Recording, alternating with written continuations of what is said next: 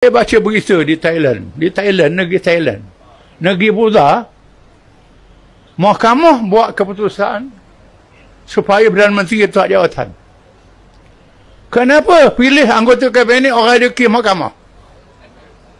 Yang ada masalah, yang tak dihukum. Negeri kita macam mana? Macam-macam jenis. Dengan sebab itulah Ibn Khaldun kata, yang memerintah lama ni macam manusia juga. Zaman remaja, zaman dewasa, zaman kanak-kanak, zaman nyanyuk, lepas tu mati.